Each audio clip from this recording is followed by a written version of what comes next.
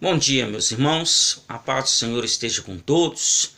Nesta manhã eu quero tirar um momento para que nós possamos fazer a leitura da palavra de Deus e fazer uma pregação ao nosso Senhor Jesus Cristo, para que você possa entender e ouvir a palavra de Deus. Vamos orar neste momento. Estenda tuas mãos comigo. Poderoso Deus, Altíssimo e Soberano Pai, rendemos graça a Ti, Senhor. Ó Deus, em nome do Senhor Jesus Cristo, te pedimos perdão pelas falhas, pelos pecados, pelas transgressões, porque somos homens mortais, ó Pai, cabíveis de erro, Senhor, e acerto nessa terra.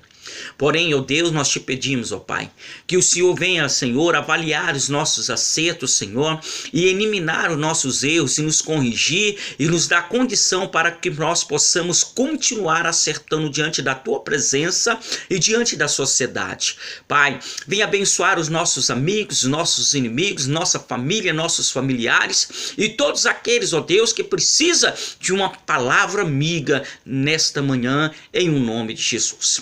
Irmãos, primeiramente eu quero falar para você no livro de Mateus, capítulo 16, versículo 24.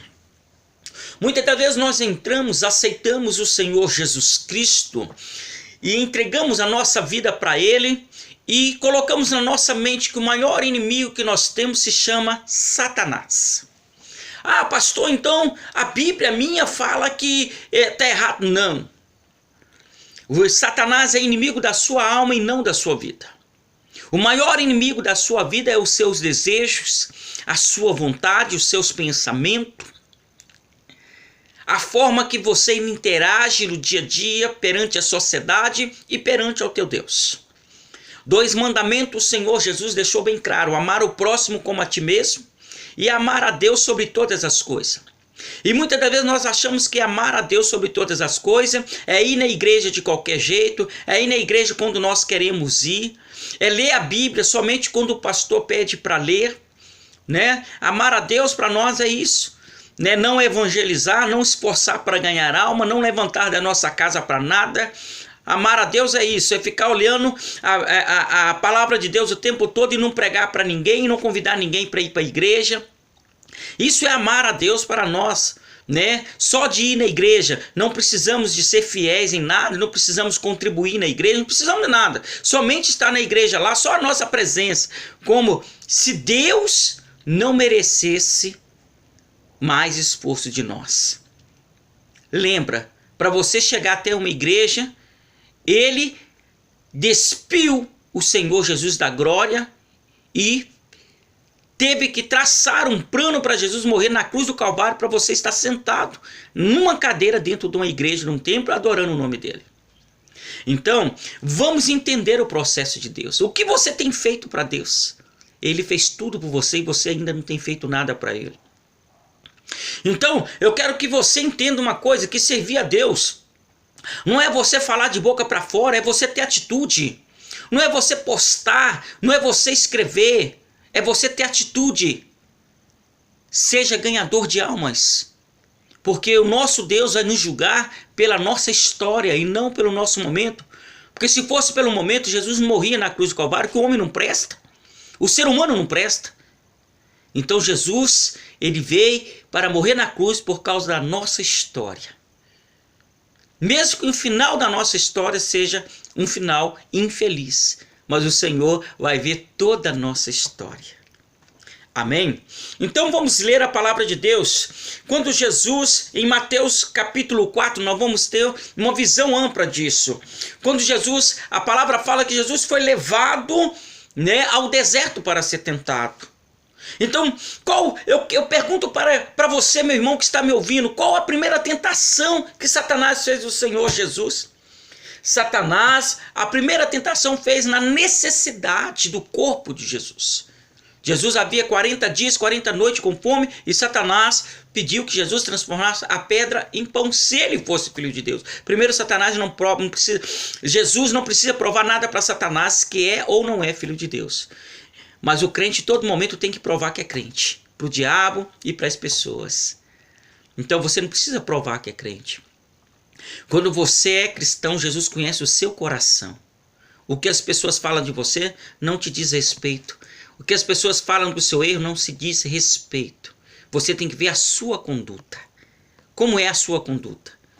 Você está servindo a Deus verdadeiramente? Sem fraudar, sem roubar, sem enganar, sem mentir, sem armar. Então, há necessidade. A segunda, né? Ele fala, atira-se daqui abaixo, porque está escrito, aos teus anjos dará ordem a teu respeito, para te proteger, para te guardar, e os teus pés não tropeçará em pedra. Ou seja, alta confiança em Deus. Soberba. Se você confia em Deus, você não precisa estar provando para ninguém que Deus é contigo. Quantas pessoas se dão mal por isso? Às vezes está tendo o maior tiroteio num beco. Não, eu vou passar lá porque em nome de Jesus nenhuma bala vai me acertar. Para que você vai tentar o Senhor teu Deus se nem Jesus tentou? Você é melhor do que Jesus? Não se engane, meu. E a última tentação é a adoração. Satanás está atrás da adoração. Adoração dos seres humanos, porque nós fomos feitos criatura adoradores do Senhor Jesus. Nós tomamos o lugar de Lúcifer na glória, no céu. Então, o poder da adoração está nos teus lábios, nos meus lábios, nos nossos lábios. Adorar o Senhor não é cantar, não é adorar na emoção, no engano, na mentira. É adoração. Um verdadeiro adorador do Senhor, ele não precisa de abrir a boca para pedir perdão nem desculpa a ninguém. Sabe por quê? Um verdadeiro adorador não afronta, não magoa. Um verdadeiro adorador, ele não desfaz de ninguém. Um verdadeiro adorador, ele reconhece o lugar dele. A história da Bíblia está relatado disso. Mas muitas das vezes nós entramos dentro de uma igreja evangélica e achamos que somos melhor do que as pessoas. Às vezes não respeitamos princípio, não respeitamos o ser humano, porque achamos que Deus tem obras na nossa vida e que não pode levantar ninguém acima de nós, ou achamos que somos perfeitos. Ou muitas das vezes nós achamos também que está dentro da igreja evangélica só é abençoado aquele que é rico financeiramente. Ah, o pastor fulano, o pastor cicrano, é o pastor de tantas igrejas, tantas riquezas, tanta fortuna e... Não, não é isso não, meu querido. Não. Às vezes Deus permite. Sabe por quê? Porque para ver a capacidade do homem em investir no reino dele ou não. Então não se julgue as pessoas pelo aquilo que ela tem na sua igreja. Pastores, você também, eu quero falar para você, se Deus te deu, é para você abençoar outras igrejas. O reino de Deus não se baseia somente dentro da sua igreja.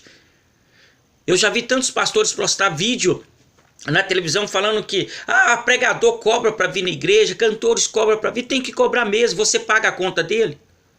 Você paga o transporte dele, a gasolina dele? Você coloca comida na mesa dele? Você coloca comida para os filhos dele? Você paga a escola do filho dele? Não. Então você não pode estar aí falando aí reclamando. Se você não tem dinheiro para levar, não leva.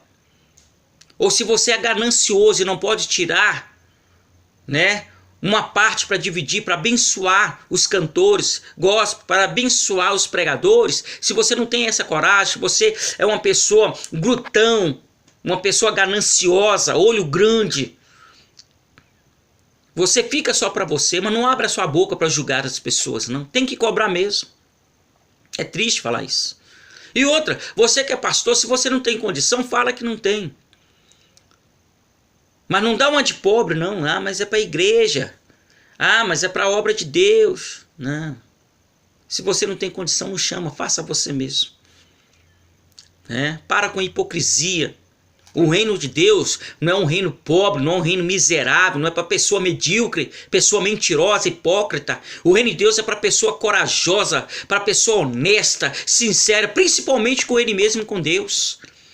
Porque não adianta você ser sincero, honesto com o ser humano, não. Porque por mais que você seja, o ser humano vai falar de você. Você tem que ser sincero, honesto com você mesmo. Porque quando você consegue ser com você mesmo, você alcança a graça de Deus na sua vida.